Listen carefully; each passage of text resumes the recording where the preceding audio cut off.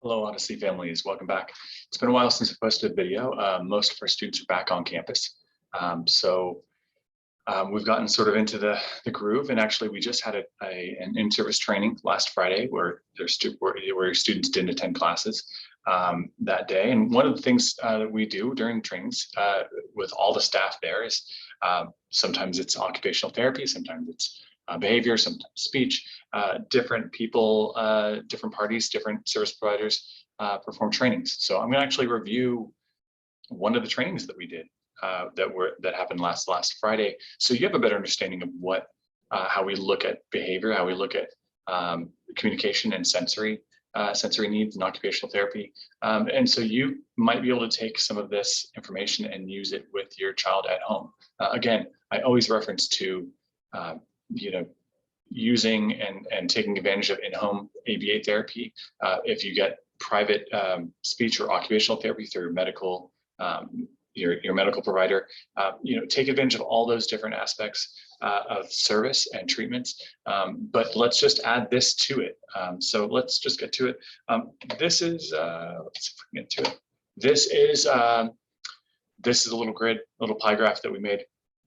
And what it's doing is just really showing the relationship between these three domains: behavior, OT and sensory, and speech.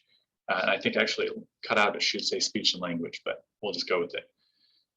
When you look at these three together, they're all related, they're all reliant on one another. So I'll just give an example of a student, let's say a student that doesn't have great communication skills. And we all know this, that when the students don't have great communication skills, they end up using behavior. And sometimes that's good behavior, and sometimes that's not so great behavior to get their wants and needs met. Everyone, most people I'm talking to, the audience I'm talking to right now is mostly parents. And those parents are, used to the terrible twos, where the child has needs and wants and doesn't have the communication skills to get those wants and needs met. And so what do? They become the terrible 2-year-old. They have the tantrums. And that's true all the way to adulthood. If you don't have the language to get something, if you don't have the language communication to get your wants and needs met, you're going to use other methods. And I know we've talked about that with, I think one of the earlier videos I posted on with functions of behavior. And one of the main domains of function is access. When you're talking about behavior. So if you're unable to communicate your wants and needs, you're unable to access things using speech or visuals or gestures or signs, then you're going to use another way to do that. And that's those two, that portion, the darker green and the orange, that's related. If they don't have the speech, they're going to engage in behavior.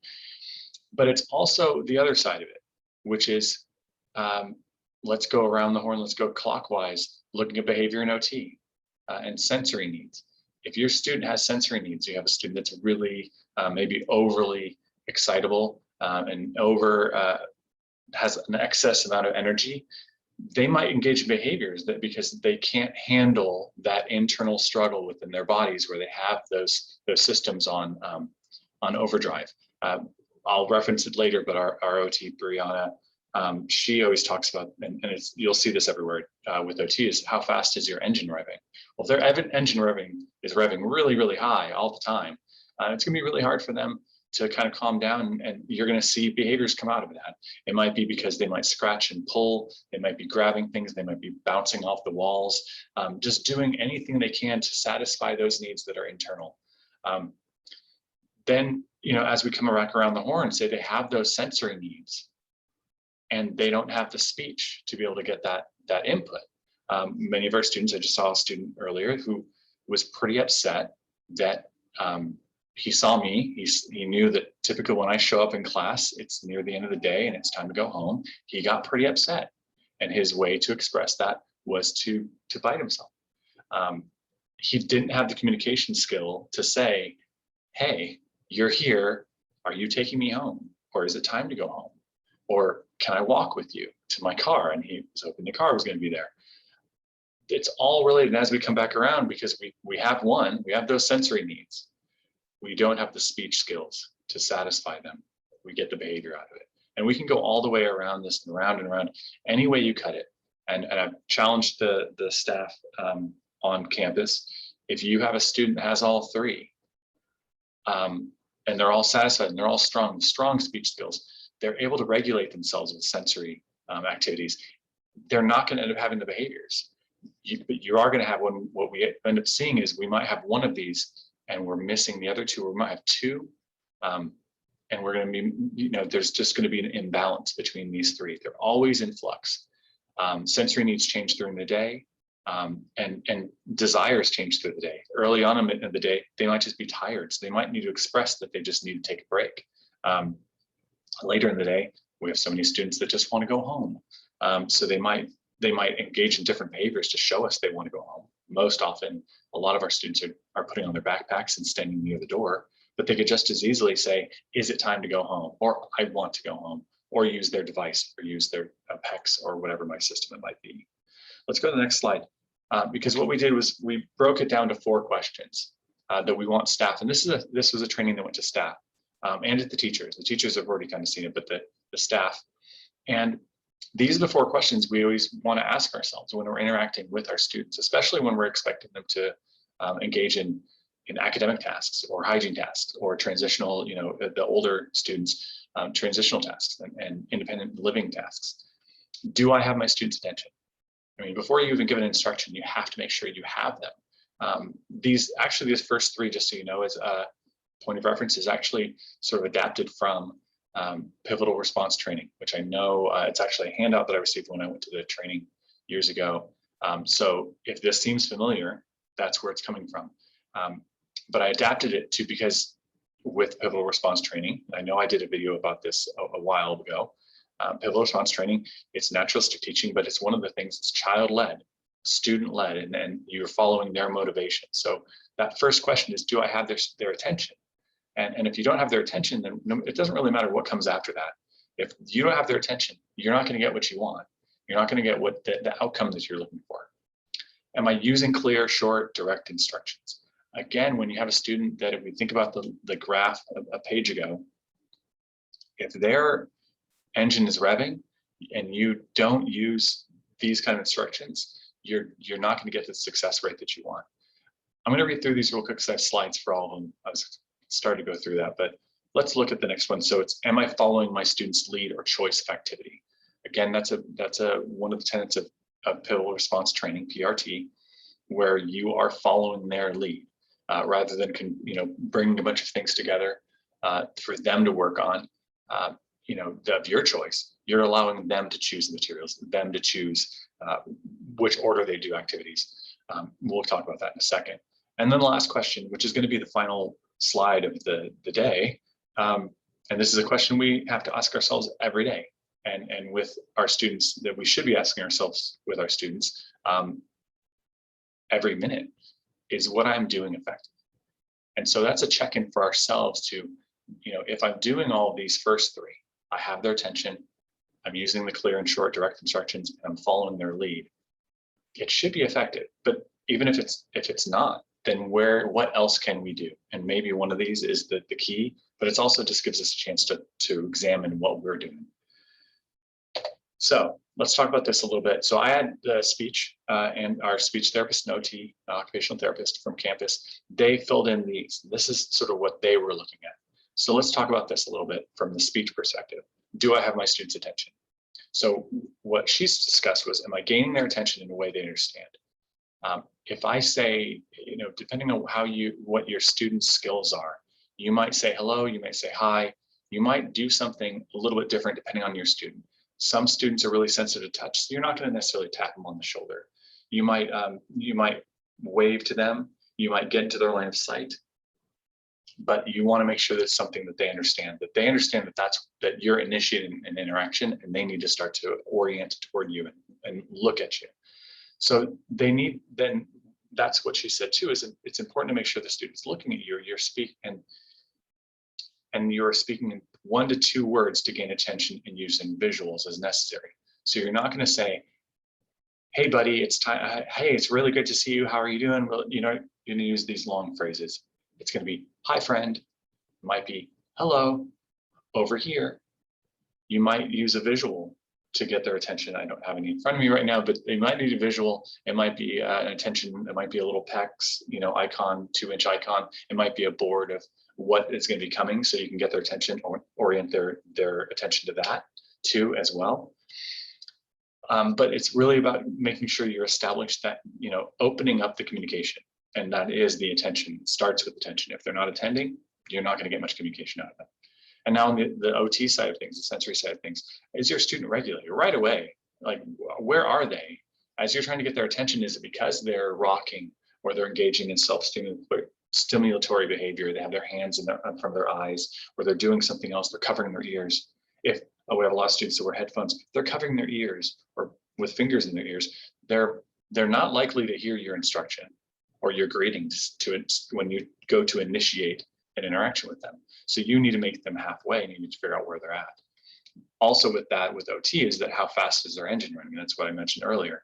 If they're super riled up and they're engaging in whatever their self-stimulatory or sensory seeking behaviors are you going to get really what you want out of it? You're not going to get the consequence you want if we're looking at behavior. Your behavior is not going to result in what you want. If you want them to perform a task or respond in a certain way, and they are in their own world and really listening to their body more than the exterior and the external world and the environment and you're not going to have a successful interaction. So let's go to the next slide. Am I using clear, short, and direct instructions? Now, speech obviously had a lot to talk about here. We're just going to read through it and kind of give a little bit more. So always speaking 1 to 2 levels above their language skills. And I think we've probably talked about this before. So if our students are using 1-word phrases, you don't want to use 10 when you're talking to them. You might want to use 2 or 3. And that's basically what that is. So we got a couple examples here. So you might say sit down instead of Johnny, please sit down now. You might say clean up versus put all of the books away, or put away all of the books, put in there. It might only be a few more words, but for them, that processing, it might be just too much. Pause for understanding and processing before adding more language. You want to give, and I know we've talked about this on previous videos. I know we have. I always, the rule of thumb for me, and what I was taught years and years ago was 8 seconds, 8 to 10 seconds. And when you count off 8 seconds, you initiate communication and you wait 8 to 10 seconds, it feels like forever. But some of our students need that much time to respond to even something like sit down. It might take even longer. You're going to know your student, your child, better than we probably will about how their interactions with you are. In the classroom, it might be just so distracting. There might be so many things, auditory, sounds and smells and activity and visual things. There's so much going on. It might be really difficult for them to respond. So we might need to give more time here. But at home, it might be a quieter environment. But you still need to make sure that you figure out how much time does your student need to be able to respond, and assess it over time. Because you'll be shocked sometimes. You'll give an instruction, you'll wait, and you wait, and you wait, and then they do it. They comply with it, or they start following it. Where you think, if in your mind, they didn't hear you the first time, and you've kind of given up. But that's that processing time. It might take them that much time to get that information in there, extrapolate what the meanings are, and then act upon it. 8 to 10 seconds for them might be just about right. It might be 20 seconds though. It might be 25 seconds, 30 seconds. So you need to know your student there. Even if they have more like language at a more conversational level, continue to check for understanding and limit your language as they may still need more time to process the language. This is also true, and we're referencing the students that have 1 or 2 words or 3 words. It might work too I know one student that I just talked to is great. We can have conversations. He has conversation skills. But I know when I greet him, I wait him out. And I also, I hold down that language, that 2 to 3 or 1 to 2 levels above, withdraw that language, keep it a little bit lower. I think he can understand more, but I'd rather it be a successful interaction. So I pull it back a little bit. And also then I give that processing time. And for that individual I'm thinking about, he will hear me. He might not respond for that 8 to 10 seconds, but when it comes back to me, it's a really great phrase. It's a really great production of language. But if I if my engine is revving too high and I just keep throwing more information at him, it's going to get lost. He's not going to have the time to process each little packet of information that he has thrown at him.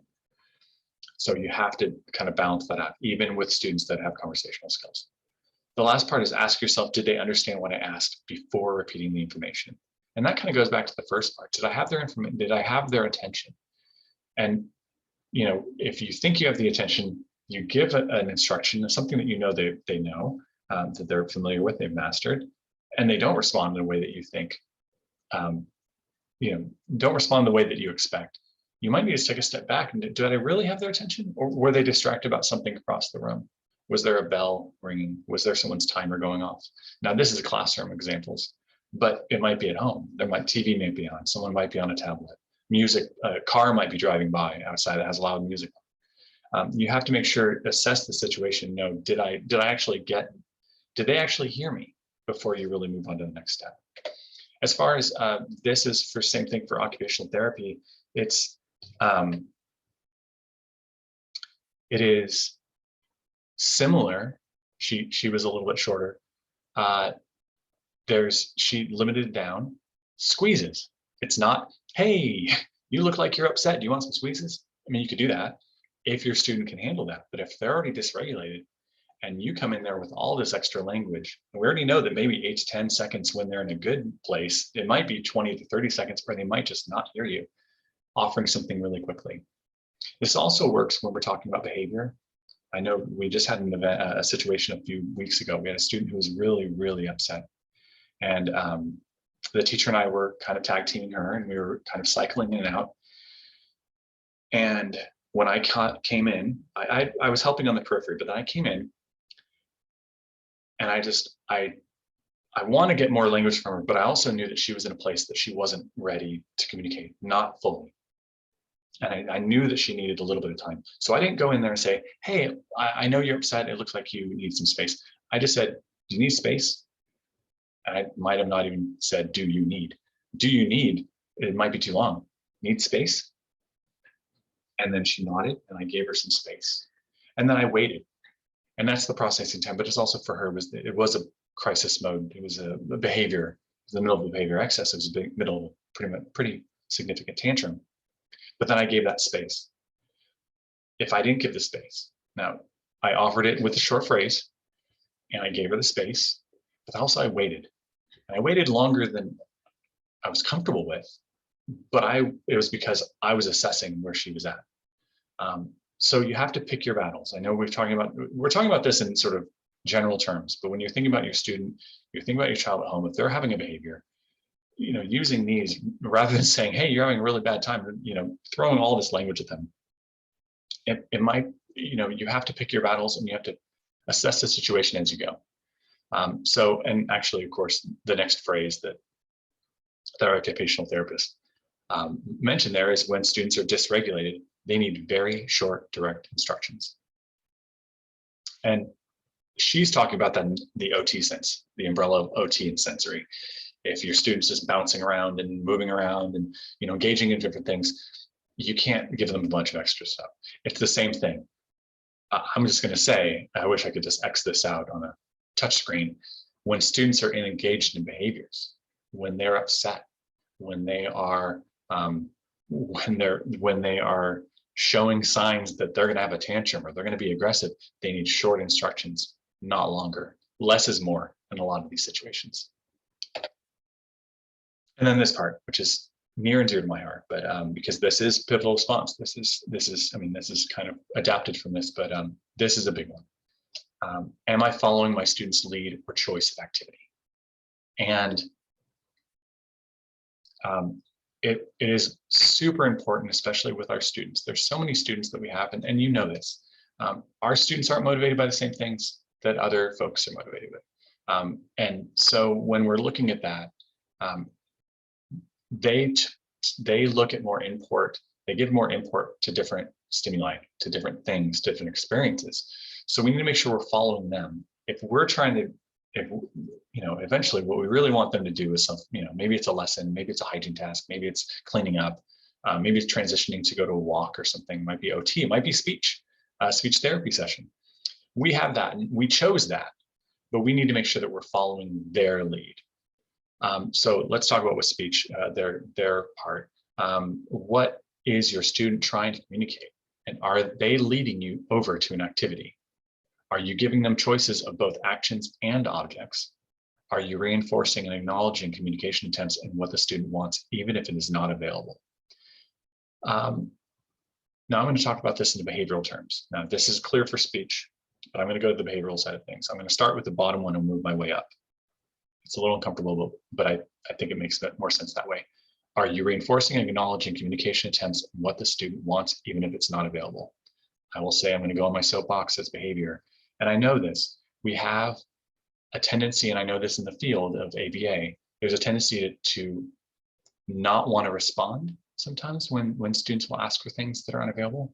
There's a hesitancy because you don't want to get into that routine and that cycle of talking about, let's say it's DVDs or the tablet or Disneyland. I have many students that want to go to Disneyland and they'll just talk about Disneyland, talk about Christmas. We have a friend who's really looking forward to holidays coming up, but it's not available. It isn't Halloween yet. We can't make it Halloween. It isn't Halloween, but he wants to talk about Halloween. We need to acknowledge that and at least acknowledge to him, yeah, I heard you. So even if it is something that is repetitive and it might be happening 10 times a day, 20 times an hour, 100 times an hour, we need to acknowledge it because we want to acknowledge that communication, even when it's not available. Because ultimately that's what we want. We want that communication. Are you giving them choices of both actions and objects? And I think we've talked about this in a previous video, and this is behavioral, but if my destination is I want them to learn a skill or I want them to engage in a certain task, I'm setting the destination. It might be that I need them, maybe I need them to put their shoes on or I need them to get dressed. I'll use an example from home. Maybe you just need them to get to bed. And I use this at home with my own child.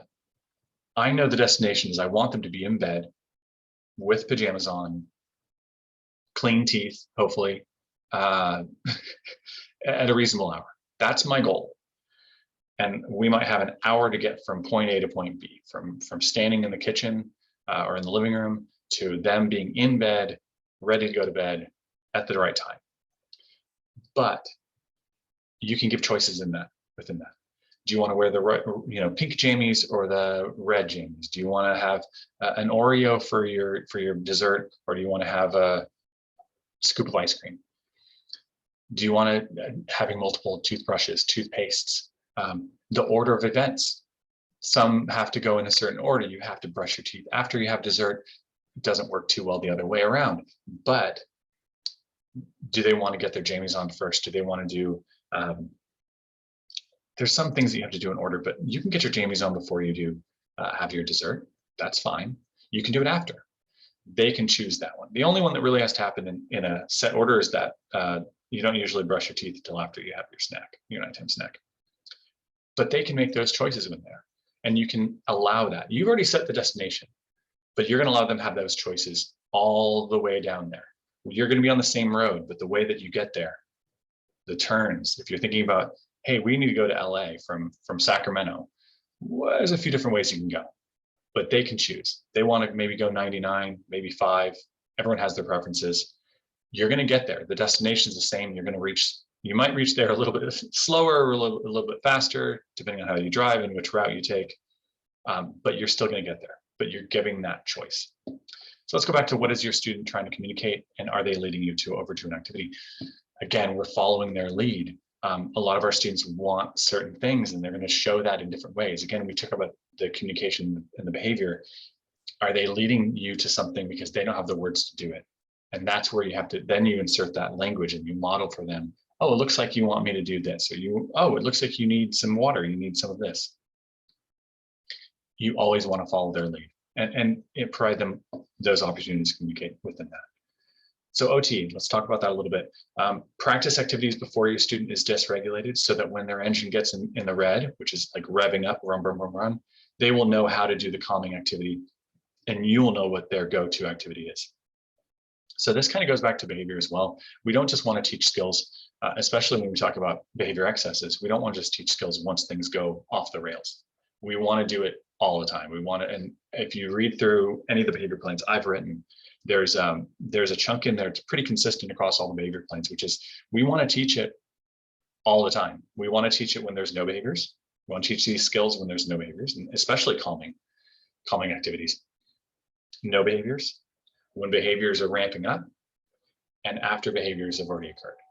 You want to hit that whole spectrum, that whole, we've talked about that graph, that the escalation, the peak, the come down in the post-crisis depression. You want to teach them all around. The only time you really can't teach it is that crisis mode, when you're at the peak and things are flying, fists are flying, things are flying, and there's bad stuff's going on.